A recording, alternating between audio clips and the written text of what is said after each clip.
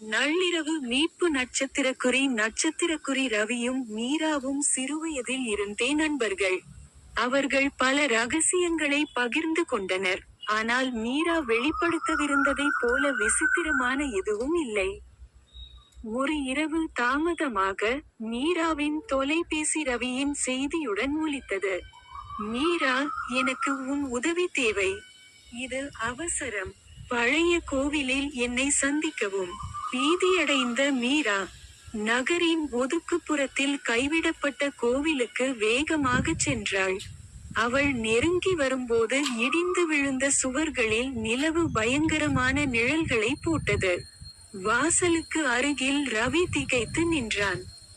என்ன நடக்கிறது? மீரா கேட்டாள். அவள் குரல் லேசாக நடுங்கியது.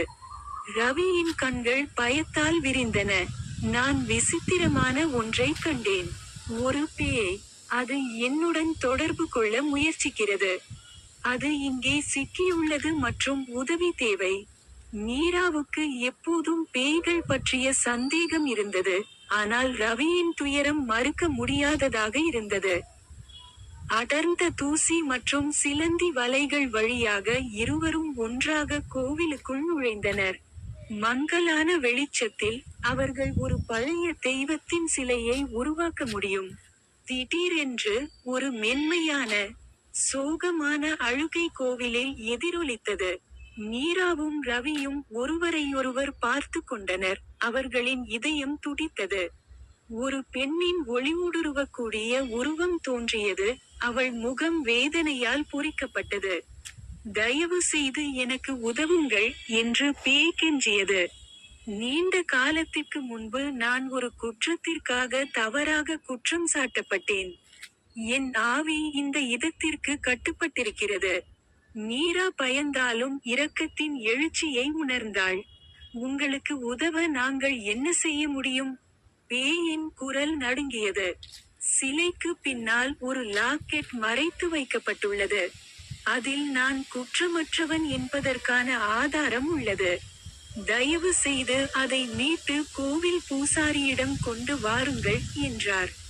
ரவியும் மீராவும் அந்த சிலையை கவனமாக நகர்த்தி பார்த்தபோது புழுதி படிந்த லாக்கெட்டை கண்டுபிடித்தனர்.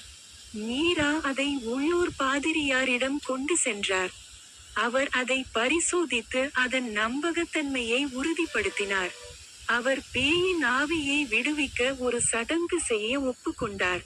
கோவிலுக்கு திரும்பி, பூசாரி புனித வசனங்களை உச்சரித்தபோது பேய் வடிவம். இறுதியாக, அமைதியான புன்னகையுடன், ரவிக்கும் மீராவுக்கும் நன்றி சொன்னாள். என் பூமிக்குரிய பந்தங்களிலிருந்து என்னை விடுவித்தாய். நான் என்றென்றும் நன்றியுள்ளவனாக இருக்கிறேன். பேய் ஒளிரும் ஒளியில் மறைந்ததும், ரவியும் மீராவும் ஆழ்ந்த நிம்மதியை உணர்ந்தனர். அவர்கள் கோவிலை விட்டு வெளியேறினர். அவர்கள் பகிர்ந்து கொண்ட அசாதாரண அனுபவத்தால் அவர்களின் நட்பு வலுவடைந்தது.